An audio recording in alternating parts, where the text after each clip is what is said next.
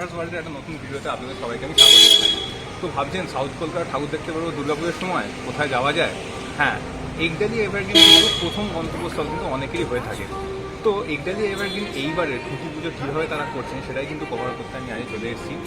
আর এদিকে আমি কিছুক্ষণের মধ্যে এগোবো আর আপনারা দেখাবো যে কীভাবে তারা তাদের খুঁটি পুজো কিন্তু আজকে সম্পন্ন করবে। তাই সম্পূর্ণ ভিডিওটা কিন্তু দেখতে থাকবো। গড়িয়াহাট মোড়ে এসেই কিন্তু অপোজিট ফুটে যে লেনটা ঢুকেছে এই রাস্তার ওপরেই কিন্তু মেনলি তাদের পুজোটা হয়ে থাকে। দূরে দেখতে পাচ্ছেন কিন্তু মণ্ডপ ওখানে সাজানো হয়েছে। আর এই যে বিল্ডিংগুলো দেখছেন, পুজোর সময় কিন্তু একটা বিল্ডিংও বোধহয় ফাঁকা থাকে না যেখানে কিন্তু লাইট লাগানো থাকে না। একদম কিন্তু আমি স্পটের সামনে কিন্তু আমি পৌঁছে গেছি। আর ঠিক এইখানেই কিন্তু খুঁটি পুজো কিন্তু সম্পন্ন করা হবে। আর এই আজকের বিশেষ দিনে 14 জুন কেন করা হয় সেটা আমি বলে দিই। তো এখানে কিন্তু দেখতে পাচ্ছেন ক্লাবের সব কিন্তু সদস্যরা কিন্তু অলরেডি এসে পৌঁছে গেছে। আর আমি যেটা বলছিলাম যে আজকের বিশেষ দিনে কেন এই অনুষ্ঠানটা করা হয়, কারণ আজকেই কিন্তু সুব্রত মুখার্জি কিন্তু জন্মদিন। সেই জন্মদিন উপলক্ষেই কিন্তু এখানে প্রত্যেকবারের ন্যায় এই আজকের দিনেই কিন্তু খুঁটি পুজো হয়ে থাকে। চলুন আমি একটু সামনে গিয়ে আপনাদের খুঁটিটা দেখিয়ে নিয়ে আসি।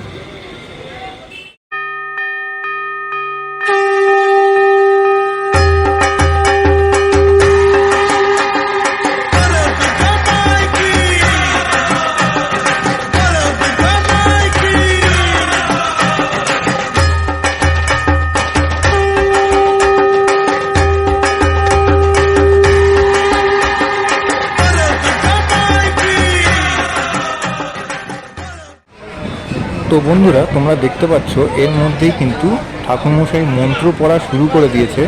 আর একডালি এভারগ্রিনের খুঁটি পুজো কিন্তু শুরু হয়েই গেছে। এখানেই ঘট স্থাপন করা হয়েছে আর এখানে বাঁদিকে এখানে কিন্তু হোমকুণ্ডরা রাখা হয়েছে, যেখানে কিন্তু কিছুক্ষণের মধ্যে কিন্তু খুঁটি পুজো শুরু হবে আর খুঁটিও কিন্তু পোঁতা হবে।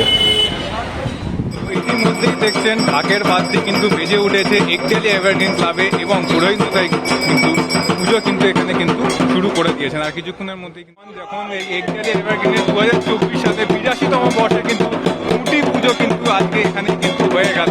ঢাকের বাদ্যি এবং এত ক্লাবের যে মেম্বার আছে সবাই কিন্তু প্রাণ করে একটা কথাই বলছে, আবারও একটা বছর আবারও মায়ের কিন্তু দিন গোনা কিন্তু শুরু হয়ে গেল খুঁটি পুজোর মাধ্যমে।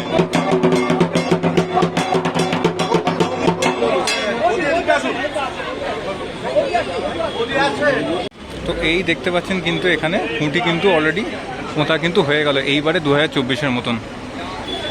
আর এইদিকে যদি আমরা দেখি, এখানে কিন্তু অলরেডি পুজোর যে লাস্ট যে হোম আছে সেটা কিন্তু এখানে করা হবে। হোমকুণ্ডুর মধ্যে পুরোহিত মশাই অলরেডি মন্ত্র পড়ছেন এখানে। আর কিছুক্ষণের মধ্যেই কিন্তু এইবারের খুঁটি পুজো কিন্তু সম্পন্ন হবে। আশা করি আপনাদের এই ভিডিওটা ভালো লাগলো।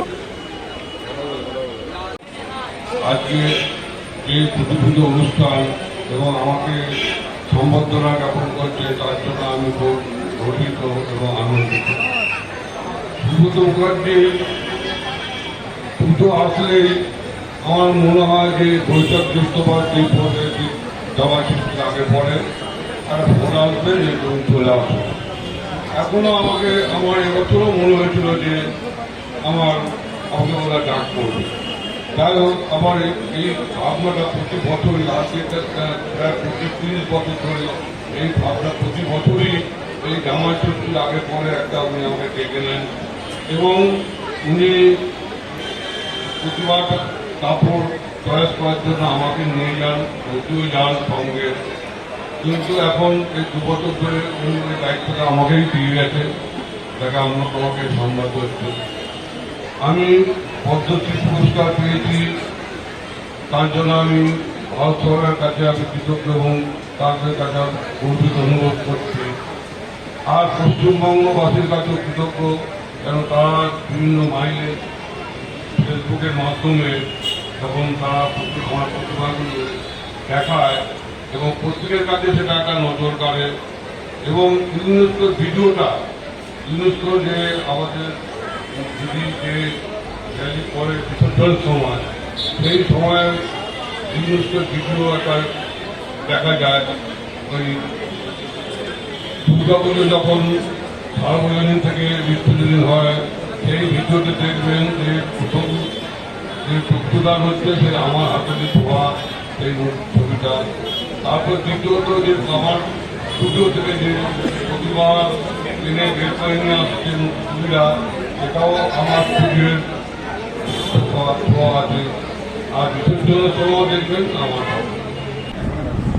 দাদা আমি একটা কথা সেটা হচ্ছে এমন একটা দিন যেদিনকে এখানে কিন্তু পুজো আমরা দেখতে পাচ্ছি, তো কতটা জাস্ট মনে পড়ে, কতটা আজকে শুক্রবারে কতটা মনে পড়ছে এই বইটি? সেটা হচ্ছে যে 2021 সালের 4 নভেম্বর কালী পুজোর দিন সুব্রত মুখার্জি আমাদের ছেড়ে উপরে গেছে, কিন্তু এখনো সুব্রত মুখার্জি আমরা মনে করি তিনি দৈনন্দিনই আমাদের কর্মের সঙ্গে যুক্ত, নির্দেশ দিচ্ছেন এইটা কর সেইটা কর, এখনো পর্যন্ত আমাদেরকে ছেড়ে চলে যায়নি। ওনাকে বিশেষভাবে মনে রাখার জন্য পশ্চিমবঙ্গে যারা দুর্গাপুজো করে অনেকেই আজকাল দেওয়া জায়গায় দেখতে পুজো আমরাও করতাম, কখনো দোল পূর্ণিমার দিন, কখনো রথযাত্রার দিন, বিভিন্ন অনুষ্ঠানে করি। তা আমরা ক্লাব থেকে সিদ্ধান্ত নিই যে সুব্রত মুখার্জির জন্মদিনটাকে যদি আমরা খুঁটি পুজোর দিন হিসেবে উদযাপিত করি, ওনার জন্মদিনও পালন করা হবে আর খুঁটি পুজোও হবে, তা সেটাকে দিন নিয়েই সারা বছরটা থাকতে পারবে। সেই জন্যই 2022 সাল থেকে আমরা এই 14ই জুনটাকে বেছে নিয়েছি। হয়তো মানুষের একটু কষ্ট হয় উইকডেজে আসতে, কিন্তু আমরা তো আর জন্মদিনটাকে পাল্টাতে পারবো না। হ্যাঁ, সেই হিসেবেই ওনাকে স্মরণ করে ঠিক আছে। দক্ষিণ কলকাতার পুজোটা এমন একটা জায়গায় এসছে যেটা আমরা ছোটবেলায় বাবার হাত ধরেও দেখেছি, ঠিক যেমনভাবে আপনার স্বামীকে রেখেছিলেন ঠিক তেমন স্বামীকে আছে। কখনো মনে হয়েছে যে একটু পরিবর্তন করতে? না, পুজোটাকে তো আজকে পুজোটা পুজোর মতো একটা এরকম ব্যাপার যে এই পুজো সবাই করে দিনের পুজো, কিন্তু আমরা দিনের পুজো আমাদের সভাপতি পছন্দ করতেন, সাবেকিয়ানরা পুজো করতেন এবং আমাদের রমেশ পাল ঠাকুর করতেন। রমেশ পাল প্রয়াণ হওয়ার পর সনাতন পুত্রপাল আমাদের ঠাকুর করেন। সনাতন পুত্রপাল সাবেকি ঠাকুর করার পর কথা বলতেন যে একদম দিনের পুজো নয়, সাবেকি পুজো হবে। আমরা দেখে আসছি কোনো মন্দিরের আদলে হয়ে থাকে প্যান্ডেলটা, এবছর কি দেখবো?